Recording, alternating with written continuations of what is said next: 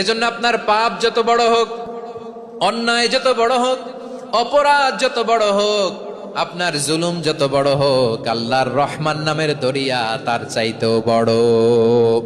আল্লাহ বলেন, খুলিয়া ইবাদিয়াল্লাযীনা আসরাফু আলা আনফুসিহিম লা তাকনাতু মির রাহমাতিল্লাহ ইন্নাল্লাহা ইয়াগফিরুয যুনুবা জামিআ ইন্নাহু হুয়াল গফুরুর রহিম।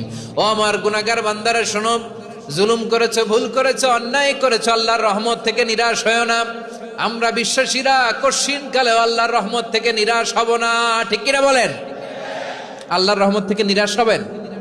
ভুল করে ফেলছেন, আরে ভুল তো সবাই করে। পাপ হয়েছে, আরে পাপ তো সবার আছে, আপনারা সবাই পাপী, সবাই পাপী। যত পাপ হোক, ভুল হোক, অন্যায় হোক, অনুতপ্ত হয়ে তওবা করে, ওযু করে, জায়নামাজটা বিছিয়ে সেজদা দিয়ে চোখের পানি ছাড়েন। চোখের বেয়ে পড়া পানি আল্লাহর কাছে যে কত প্রিয়। অনুতপ্ত বান্দার চোখের পানির ফোঁটা তার চোখ বেয়ে, নাকের ডগা বেয়ে জমিনে ড্রপ করার আগেই আল্লাহর ওই বান্দার সব গুনাহ মাফ করে দেয়। আল্লাহ বললেন, আমি রহমানুর রহিম, আমি দয়াময়, আমি মেহেরবান। এরপর আল্লাহ বললেন, হুয়াল্লাহুল্লাযী লা ইলাহা ইল্লা হুয়াল মালিকুল কুদ্দুসুস সালামুল মুমিন। ওয়াল্লাহুল্লাযী, তিনি এমন আল্লাহ, লা ইলাহা ইল্লাহু, তিনি ছাড়া কোনো ইলাহ নাই। আল মালিক, তিনি হলেন আল মালিক। দুইটা শেষ, আর রহমান আর রাহিম শেষ। এবার আল্লাহ 3 নাম্বার গুণবাচক নামের পরিচয় দিচ্ছেন। আল্লাহ বলছেন, আমি হচ্ছি আল মালিক। আমি কি? মানে সম্রাট।